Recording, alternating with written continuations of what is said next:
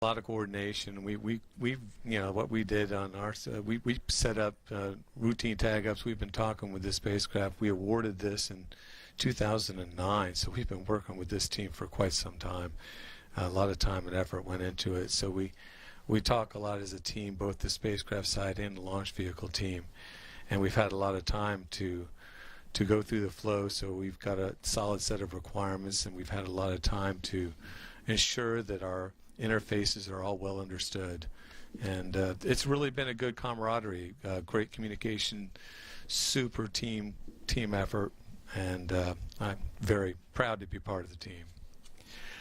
Well, Jim, thank you very much. Jim Hall, our Launch Services Program MMS Mission Manager for our launch tonight. Jim, thanks very much. Thank you.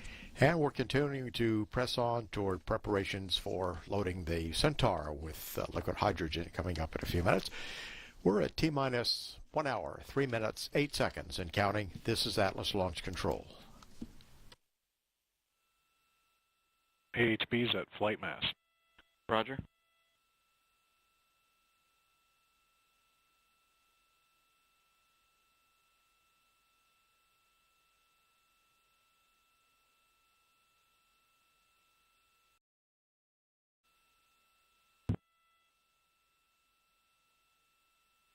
Atlas LO2 at 60%. Roger. ECS, initiate BRC ECS. Roger.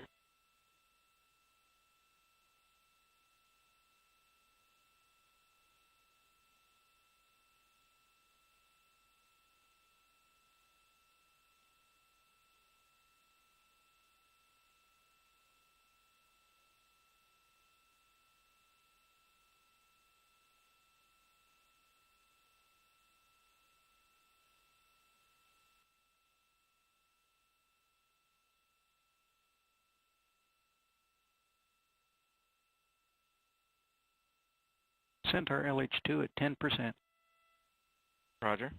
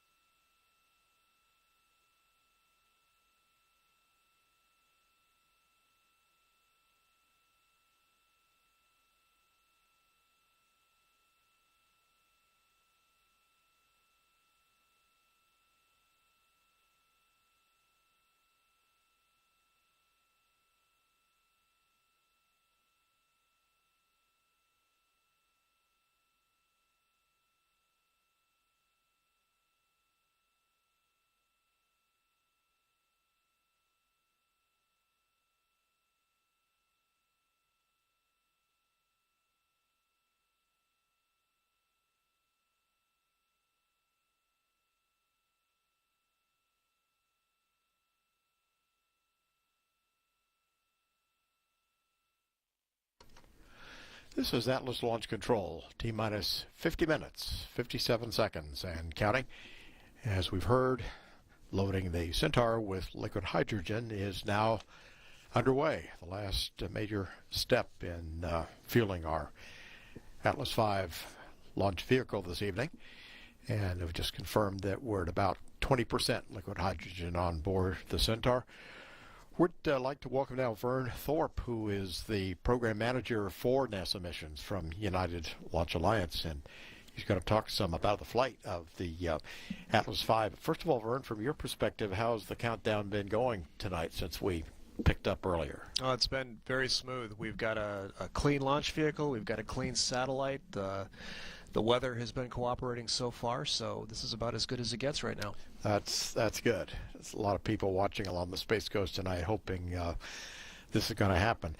And we've got a video now. We've just seen Jim Hall from Launch Services Program talk us through some of what's been going on to get the Atlas V ready for launch tonight. Maybe you can tell us now what happens after liftoff.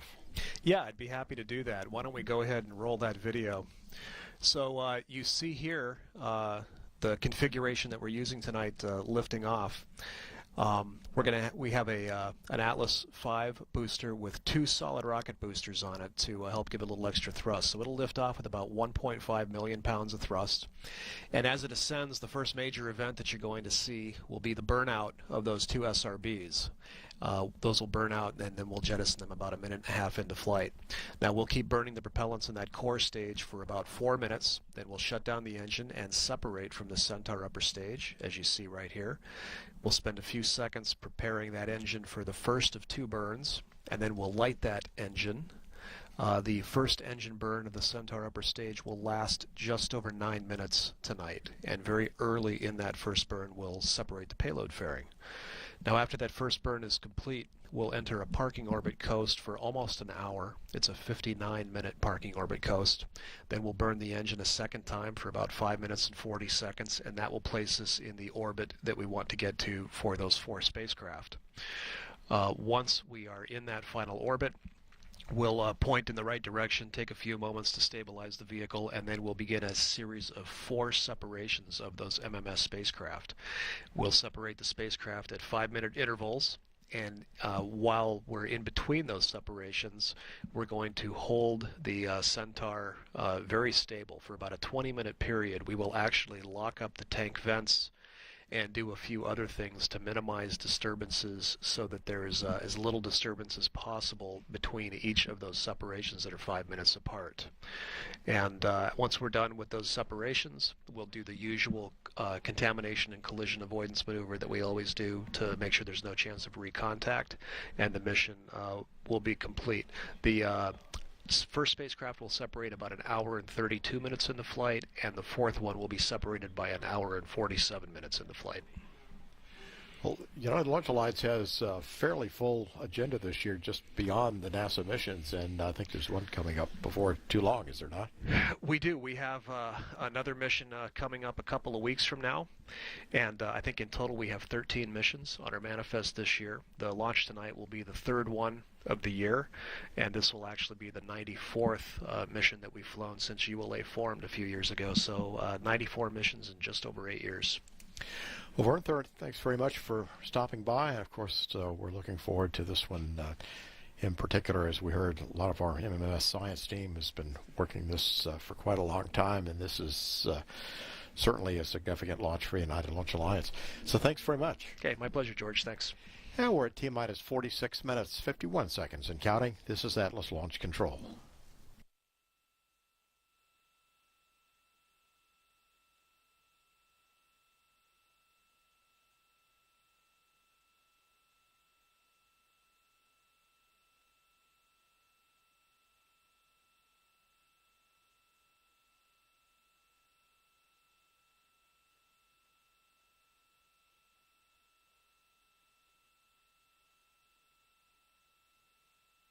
Centaur LH2 at 50%.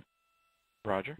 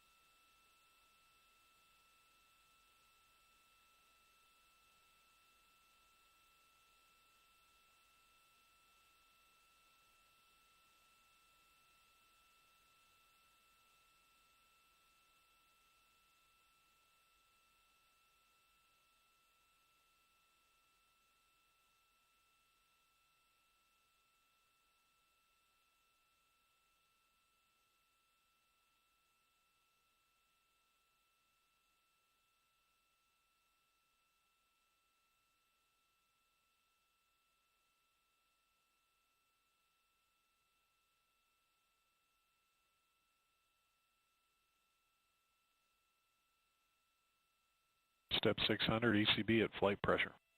Roger.